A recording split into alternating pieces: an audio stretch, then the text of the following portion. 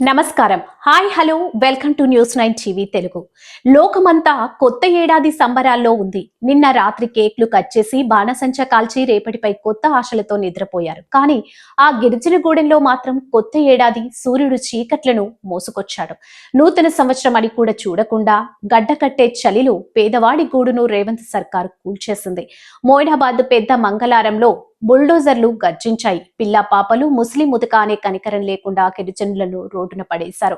ఇది ప్రభుత్వమా, క్రూరత్వమా, లేక అధికారుల అతి ఉత్సాహమా? బాధితుల కన్నీటి గాథ ఇప్పుడు రాష్ట్ర వ్యాప్తంగా సంచలనం రేపుతుంది.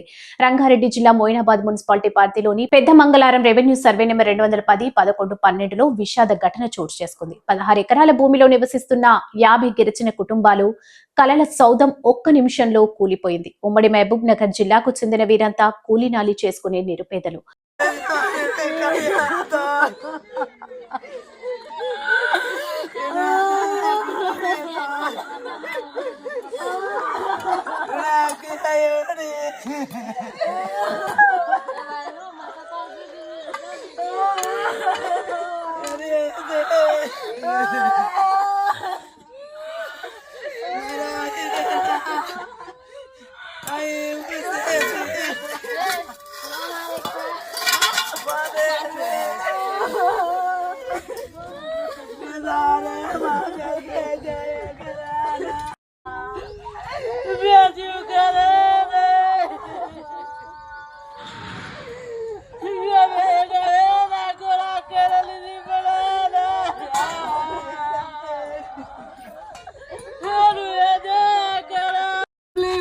లేదు ఇప్పుడు చెట్టు కింద ఉన్నాం. ఇప్పుడు మేము ఏం చేస్తాం? ఇక పరిస్థితి ఎట్లా? ఇదే ఇల్లు సార్ మాది.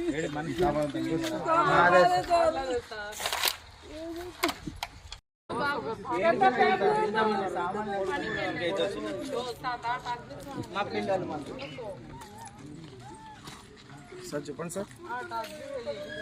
చెప్పండి సార్. నా పేరు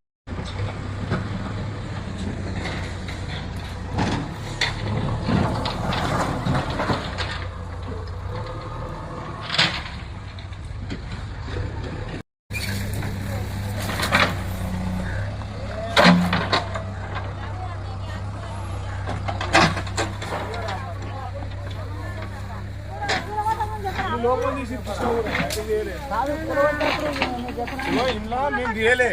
ఇక్కడ దీన్ని కూలిపోతుందని తీయలే. ఇక్కడ మనం ఇక్కడ రాలేం కదా. మనం చచ్చిపోయేదే ఉంది. చచ్చిపోతాం.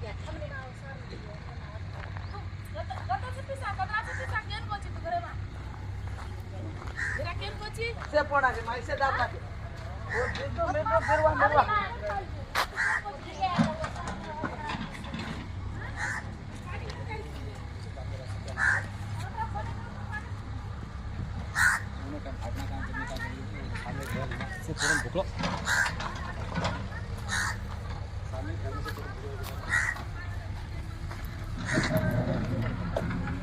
నీకు దండం పెడతానా, నీకు మొక్కుతానా అని చెప్పి పోలీసు వాళ్ళ కాలం మీద పడిన, ఎస్ఐ కాలం మీద పడిన, ఎవరి మాట ఇట్టలేరు. ఎవరి మాట ఇట్టలేరు. వస్తారా బతుకుతా. ఒక్క నెల కిరాయికి ఖాళీ చేస్తేనే ఒక 3 నెలల దాకా టైం పడుతుంది. నెల దాకా టైం ఇస్తారు. ఇల్లు కిరాయి ఇచ్చిన వాళ్ళే 1 నెల దాకా టైం ఇస్తారు. అంతా ఏం పాపం చేసినావు? నీ జాగా ఉంటే నీ జాగా తీసుకో. ఏముందో రూలర్స్ చెప్పాలి. మా శమానైనా తిరిగినా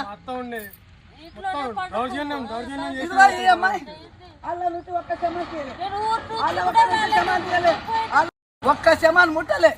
ఆ చెత్త బయట ఉన్న శమాలు, రొమ్ములు, ఆ బయట ఉన్న శమాలు వేసుకొని వెళ్ళిపోయింది. ఎవరికి పోయిందన్నా? దేవుని కాడికి పోయిరన్నా. ఒక 5 రోజులు టైం వేయండి, లేకుంటే ఈ రోజైనా టైం వేయండి. మొత్తుకున్నా తీసుకొచ్చి అంత ఆగం చేసి ఒక్క శమాన్ తీయలే, ఒక్క సొమ్ములు తీయలే.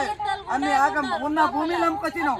రోడ్డు మీద నిలబడినా మొత్తికిన ఆ దర్వాజా మీద నిలబడి చచ్చినా కూడా వెళ్ళలే. మా వదిన అల్లనే పండుకుంది. ఎవరు లేదన్నా ఒక టైం ఇవ్వండి అన్న సమాన్ చదువుకుందాక టైం ఇవ్వండి అంటే నెట్టేస్తారు పక్క ఈ రెక్కలు నెట్టేస్తారు బయట ఇంటికాడ లేడు యజమాని కూడా లేడు యజమాని లేడన్నా కొద్దిగా ఒప్పితే అన్న స్టార్టింగ్ లోని కార్ ఆపి సార్ ఇక్కడ మేము మాకు వచ్చి లేపలే జేసీబీ డైరెక్ట్ ఇంటి మీద తీసుకొచ్చి ఇంటి ముందు తీసుకొచ్చిన తర్వాత జేసీబీ ఎందుకు పెడుతున్నారు సార్ అంటే అరే నమ్మాలని చూడడం మీకు ఇక్కడ ఎవరు రాపించారు అసలు ఎవరు ఎక్కడి నుంచి వచ్చారు మీరు అంటే సార్ మా దగ్గర అన్ని పేపర్లు ఉన్నాయి డాక్యుమెంట్లు ఉన్నాయి మేము భూములు అమ్ముకొని మేము కొనుక్కున్నాం అని ప్రూఫ్ చూపించినా కానీ అసలు పేపర్ లేదు ఏం లేదు అసలు లీగల్ లేదు అసలు మేము లీగల్తో వచ్చేసినాం పోలీసులు గిట్ట ఉన్నారు ఎక్కువ తక్కువ మాట్లాడితే కుదరదని ఫోన్కి ఎవరికైనా ఫోన్ చేద్దామంటే ఫోన్ గుంజుకోరు మా లేడీస్ నైట్ మీదనే ఉంది నైట్ మీద బట్టలు గిట్ట తొడకనిస్తలేరు అట్లా వాళ్ళు విచ్చలు వీడిగా చేస్తున్నారు అతను ఏమన్నా చిన్నపిల్లలు బిల్డింగ్ లో చిన్నపిల్లలు పండుకున్నా కానీ జేసీబీ 3 జేసీబీలు ఒకటేసారి మొత్తం ఏంది ఇది ఏంది పరిస్థితి అంటే ఏం మాట్లాడలేకపోతున్నాం ఏమైనా మాట్లాడితే డైరెక్ట్ పోలీస్ వ్యాన్ ఎక్కిస్తారు ఏమైనా ఎక్స్ట్రా మాట్లాడితే లాఠీ చార్జ్ చేస్తామని అంటారు అదే సార్ మేము తప్పు చేసింది ఏముంది మా దగ్గర పేపర్లు ఉన్నాయి కాకపోతే కూర్చొని మాట్లాడండి మేము తప్పు చేసిన ఉంటే మేము విడిచిపెట్టిపోతామని అంటే అవసరమే లేదు మా ఆఫీస్కి రండి డబ్బులు ఉన్నాయి సార్ డబ్బులు తీసుకున్నానంటే జేబులో నుంచి డబ్బులు తీసుకురాళ్ళు నేను ఇస్తాను నీ డబ్బులు నువ్వు తీసుకొని పోవని అంటారు అసలు ఇదేంటి సార్ విచ్చలవిడిగా నీ డబ్బులు నేనే అవసరం నేను కష్టం జీతంతో పొలం అమ్ముకొని ఈడ కూలి పని చేసుకుని ఈడ బతుకుతుంటే మీరేం సార్ అంత దౌర్జన్యం చేస్తున్నారు అంటే ఏ కాదు బాబు వెళ్ళండి మరి మాట అంటే మేము భయపడి ఇంకా పక్కకు నుంచి సార్ ఒక సామాన్ కూడా తీయలేదు సార్ దీంట్లో అయితే నేను ఒక సామాన్ కూడా తీసుకోలేదు ఏదో పాపం లక్షలు పెట్టి మొత్తం తీసుకున్న సామాన్లు మొత్తం వాళ్ళే గుంచుతారు మేము బలవంతంగా మమ్మల్ని బయటపడిస్తారు వాళ్ళే గుంచుతారు వాళ్ళు సగం తీస్తారు ఆడికి పోయినా కానీ మాకు దెబ్బ గిట్ట తగిలింది ఒక పాపం హాస్పిటల్లో గిట్ట ఉండు ఆ రాళ్ళు పడి మొత్తం విచ్చలు వీడిగా మొత్తం లమ్మడోళ్ళు మీకు ఎవరు అమ్మింది ఎవరు అమ్మింది ఉంది సార్ అమ్మినోడు ఉన్నాడు అందరు ఉన్నారు మేము మొత్తం లీగల్ తోనే కట్టించుకున్నాం ఆల్రెడీ సాక్షి పేపర్ కూడా ఉంది సాక్షి పేపర్ ఉంది మీటర్ ఉన్నాయి అన్ని ఉన్నాయి సార్ బోర్లు నీళ్ళు తాగొద్దని బోర్లు మొత్తం కూల దింగిరు అన్ని మొత్తం నాశనం చేస్తారు 2 రోజుల నుంచి మేము అన్నం కూడా తినలేదు ఏదో ఎవరో ఒకరు వస్తారు ధర్మం చేస్తారు పాపం డొనేషన్ చేస్తారు చాయ్ మంది అమ్మినోళ్ళని అడిగినాం అని వాళ్ళని కూడా పట్టుకుపోయారు పొద్దున్నే పిలిపిద్దాం అనుకుంటే మా దగ్గర ఫోన్ దిగుంచుకో అదే పరిస్థితి మాకైతే ఘోరంగా ఉంది ఉండడానికి లేదు ఇప్పుడు చెట్టు కింద ఉన్నాం ఇప్పుడు మేము ఏం చేస్తాం ఇక పరిస్థితి ఎట్లా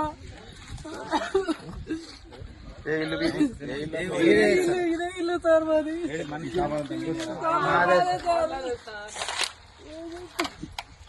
నా పేరు అంబు నేను అది కొని మా ఆయన మేస్త్రి పని చేస్తాడు మేస్త్రి పనికి వెళ్తాం మేము ఇద్దరం ఇక ఇది కొని 2 సంవత్సరాల దాకా అవుతుంది భూమి కొని ఎంత కొన్నావు ఇది అప్పుడు 16 లక్షలకేమో కొన్నాం ఎన్ని గజాలు 100 గజాలు 16 లక్షలకు కొన్నాము ఇల్లుకి ఎంత అయింది ఇల్లుకి అయింది 30 లక్షల దాకా అయిపోయింది 30-50 దాటిపోయింది ఇక మేము ఏ ఊరు మీది మాది ఇక్కడ షాద్నాథ్ ఇటు సైడ్ ఏ ఊరు చౌదరిగూడ అక్కడ అమ్ముకొని ఇక్కడ కొన్నాం సార్ మేము కూడా ఏమమ్మిరు అక్కడ అది అమ్ముకొని ఇక్కడ కొన్నాం అది అక్కడ లేదు భూమి లేదు ఇల్లు లేదు ఏం లేదు అక్కడ కూడా ఏం లేదు ఎంతమంది పిల్లలు నాకు 2 బాబులు ఏం చేస్తారు స్కూల్కి వెళ్తారు వాళ్ళు ఏడా పోతారు స్కూల్ చిలుకూరు గవర్నమెంట్ స్కూల్ కా ప్రైవేట్ స్కూల్ ఏం పేరు మీ పేరు ఇంటి పేరు లవిడి అంబు మా ఆయన కూడా లేడు టైంకి సబరి నిన్ననే పోయింది ఆయన కూడా లేడు ఎన్ని గంటలకు వచ్చి ఊళ్ళో కొట్టిరు ఇది పొద్దున్న 6 గంటలు నేను పండుకొనే ఉన్నా మీ బాబు పండుకొనే ఉన్నాడు ఇంకా బాబు కూడా వచ్చి జేసీ పెట్టిరా వచ్చి రాగానే జేసీబీ పెట్టారు మాకు ఒక 2 రోజుల ముందరలో చెప్పేస్తే మేమన్నా సామాన్ తీసేస్తుండే మాకు అసలు తెలియదు సడన్ గా నిద్రలకి లేచే వరకు జేసీబీ వచ్చి దెబ్బ గుల కొట్టనే ఉంది సామాన్ తీసుకుర్రా సామాన్ తర్వాత తీసిర్రు అది సగంలో మొత్తం లోపట్నే ఉన్నాయి సగం తీసిర్రు సగం అట్లే ఉన్నాయి మాకు 2 రోజుల ముందర చెప్తే మేము ఎట్లనే చేసుకుంటున్నాం కానీ అసలు తెలియదు మాకు సడన్ గా వచ్చారు నిద్రలోకి పిల్లలు పండుకొనే ఉండరు ఇంకా లేవని కూడా లేవలేరు మీరు పండుకున్నాం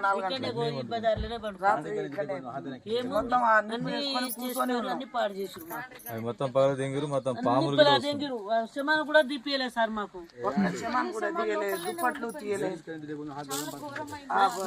లేడీస్ పట్టి ఇట్లా ఇసిరేస్తారు మాకు అసలు మేము బట్టలు కూడా తీయలేదు చాయిస్ లేకుండా చేసారు మాకు అని అని పాడు చేసిరు మాకు ఏదో దొంగలు వచ్చి గుద్దినట్టే అయింది. లోపలే పండుకున్నారు. ఒక శమాన్ తీయలే, గ్యాస్ తీయలే, తీయలే, ఒక దుప్పట్టు తీయలే కప్పుకోవటానికి. ఇట్లా ఏమైందని భయపడి అట్లనే ఉన్నది దాంట్లో. ఒక నిమిషం టైం ఏంటి అయ్యా అని బతిలాడితే కూడా కాలు మొక్కినాం. జేసీబులు తీసుకొని కాళ్ళలో కూడా పడితే కూడా ఇసిరేస్తున్నారు ఆడోళ్ళు. చిన్న పిల్లల్ని గిట ఇంత ఉన్న పిల్లలు 3-4 నెలలు ఉన్న పిల్లల్ని గిట ఇసిరేస్తారు. ఇసిరేస్తున్నారు. గిత గిత పిల్లలు పండుకునే ఉన్నాడు. ఎవరు రమ్మన్నారా మిమ్మల్ని ఈడికి? అవసరమా మీకు? ఈడికి వచ్చి ఈడ కట్టుకొని వేరే మా భూమిలో మీరు కట్టుకొని ఏంద్రా మీరు బాబు వెళ్తారా? లేకపోతే మా బౌన్సర్ని పిలిచేసి తొక్కి పారేస్తాం, చంపేస్తాం. ఆ బిల్డింగ్ మీద అయితే 3 జేసీపీలు సార్. మా వదిన లోపలనే ఉంది, లోపలనే ఉంది. 15 మంది కూడా లోపలే ఉన్నారు. లేడీస్ ఇగో పాప ఈ అబ్బాయి అయితే బెడ్ మీద పడుకున్నాడు, లోపలనే ఉంది. బెడ్ మీద బెడ్ మీద పడుకుని ఇట్లా ఎత్తుకొని వచ్చేసి బయట వేసేసారు. లోపల మామూలు సామాన్లు లేవు సార్. అవి తీసుకోవాలంటే మాకు ఇంటిపేషన్ అయినా ఉండాలి కదా. దాదాపు ఎంత లక్షల లాస్ ఇప్పుడు సార్. మాకేం సంగతి తెలియనే తెలియదు అసలు. 4 ఇంటికి వచ్చేసి మాకు ఎవరైనా టైం ఇస్తారు, సెమాలైనా తీసుకోవాలని. అసలు మరి ఘోరం సార్. మాకు రోడ్డు మీద ఇగో ఈడ పండుకున్నాం. రాత్రి పాములు కప్పలు నిద్ర లేకుండా నగలు డబ్బులు ఎక్కువ మాట్లాడితే ఫోన్లు లాగేసుకుంటారు. ఇగో మేము ఇస్తున్నాం డబ్బులు తీసుకొని పోరా. ఏం చెప్పలేకపోతున్నాం సార్. మా పరిస్థితి ఎవరు పిలిచిర్రా ఈడికి? అవసరమా మీకు? ఇల్లు వాళ్ళ కొట్టిండ్రు.